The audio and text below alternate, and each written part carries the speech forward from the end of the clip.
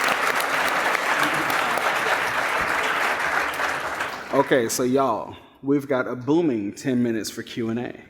Please give us concise, straightforward questions drafted on your phone. If you have more of a comment than a question, draft it on your phone, turn it into a succinct question, and then just lob it on forward. Okay? Ella and I have mics on either side of the room to run for Q&A. I don't know. Oh, it's on. Sorry. Okay. There's some behind you, Ella. Hey, how's it going? Hey. My name is Brian. I work at Cinco Design over in Southeast. Cheers. Represent.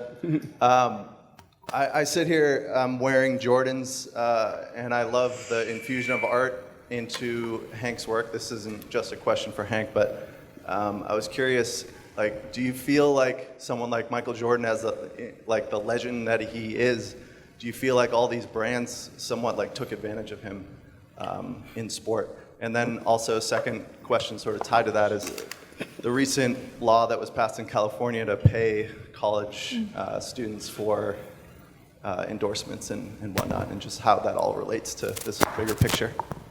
Cool. Yeah. Does anybody else? I mean, I have things to say, but I don't know. I mean, we are all constantly taking advantage of each other all the time, and I don't think anybody who has close to $1 billion can be that upset about how he might have been exploited.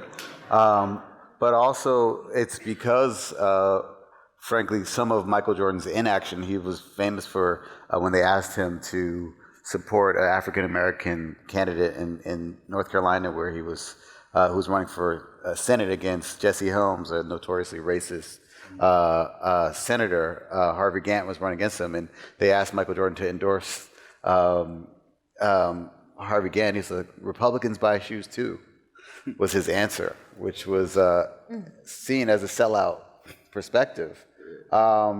And he was so loyal to his brand that when Reebok sponsored the Olympic team in 1992, that he covered the Reebok jersey logo on his jersey with an American flag because because he had to keep his message so tight.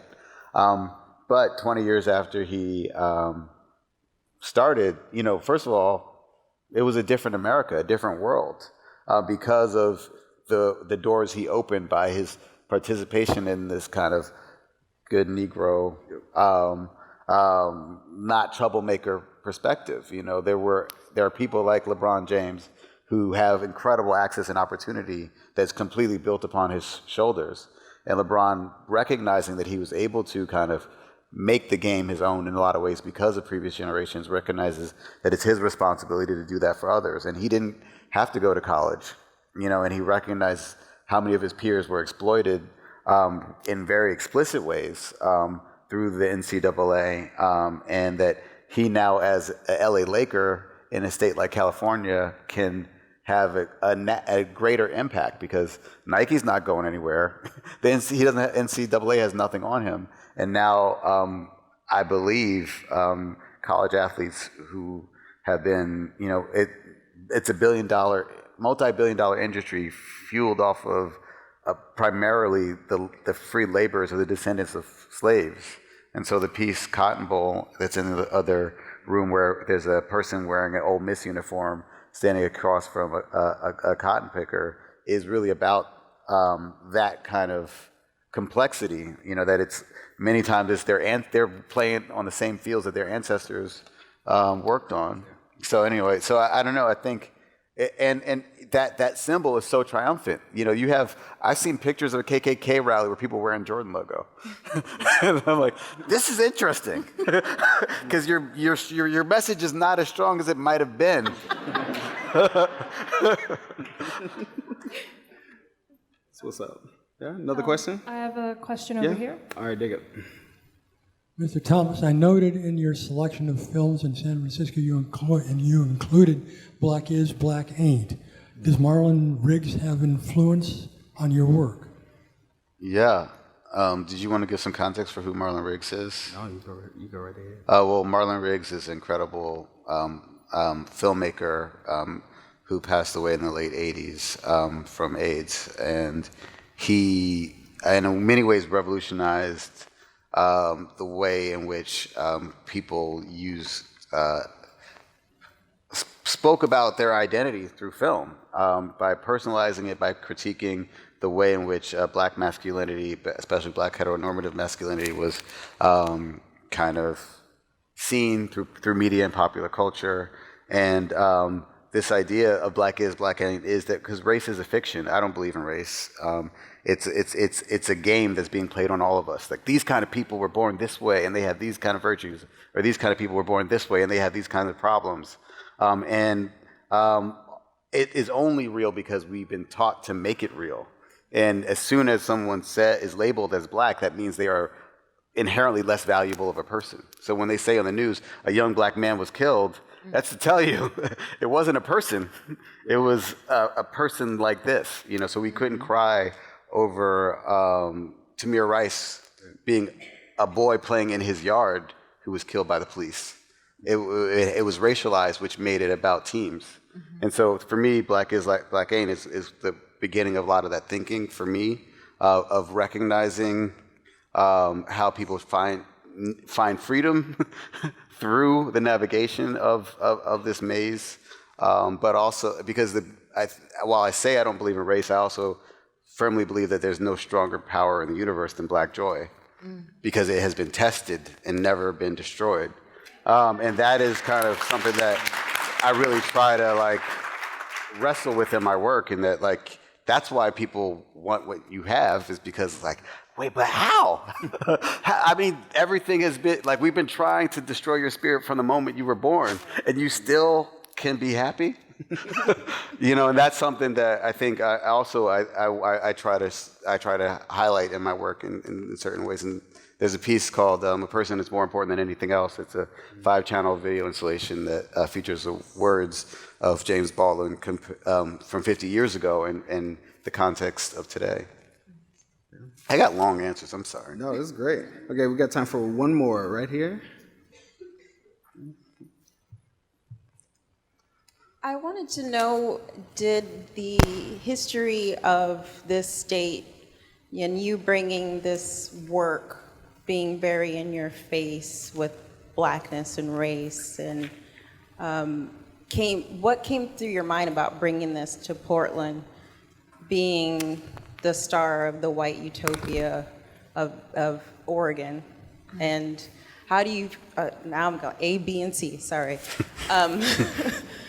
Did that go through your mind? 2, how did you internalize that? And 3, just thinking about looking at this room, thankfully we were given to be your center of focus when you looked into this crowd, but yet look at the number of white faces here.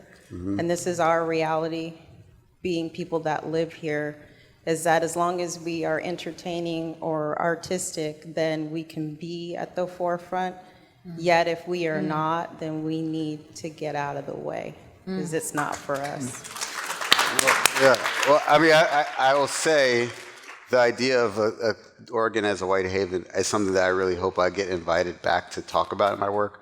But again, I don't believe in race. You know, I don't believe, I don't want to give anyone else this power to tell me that I can look at someone else and assume anything about them by looking at their skin.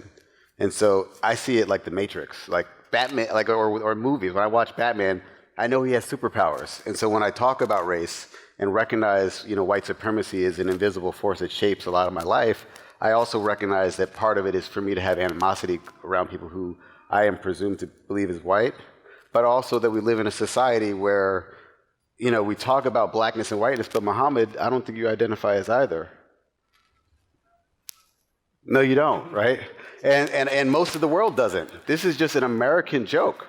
You know, when you go to Senegal, you go to Cambodia, you go to China, where, you know, it's almost a third of the population are Chinese alone.